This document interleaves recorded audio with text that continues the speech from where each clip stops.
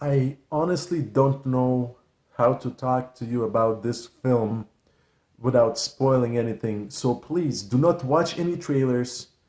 And if you're ready for a wild, powerful, and deeply creepy ride, check out Coming Home in the Dark.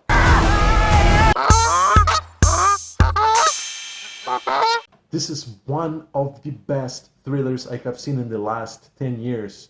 Comes from New Zealand, directed by James Ashcroft. As I mentioned, there's a lot going on in this film, but from the get go, you are put on a journey and you need to either commit or quit. It's that serious of a trip.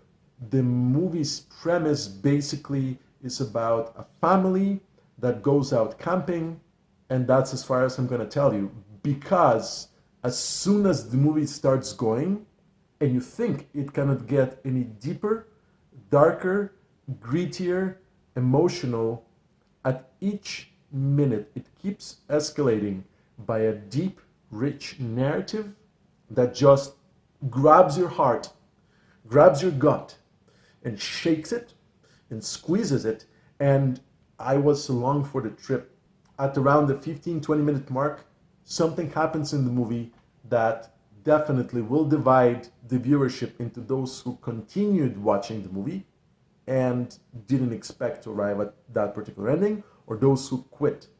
And I feel that because this thriller is so transformative and relevant, it is very difficult to watch, but also very difficult to talk about.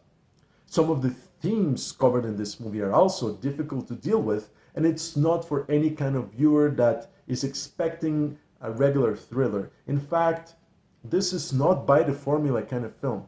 I'm not exactly sure how this film gets made, and then you have a trailer for it. Because by watching the trailer, you're spoiling the experience.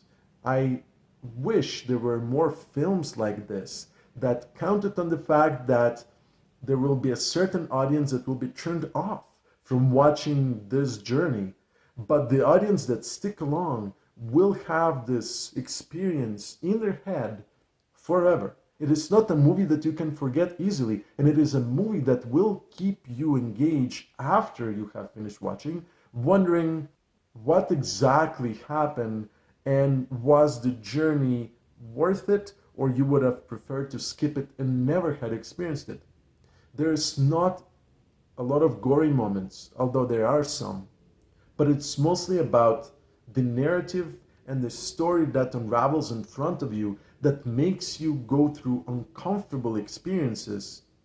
You're basically in a vehicle in a very dark place, and I don't only mean physically but emotionally. This movie happens mostly at night, and I don't want to spoil more than I have to here, but it has very few characters.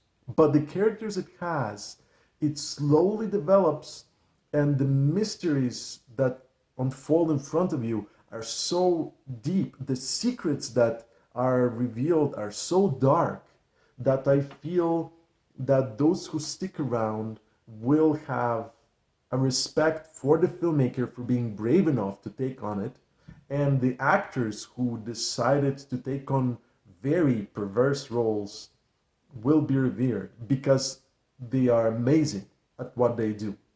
I have seen villains that are played as, generic villain. Some are played as, wow, this is such a sympathetic villain.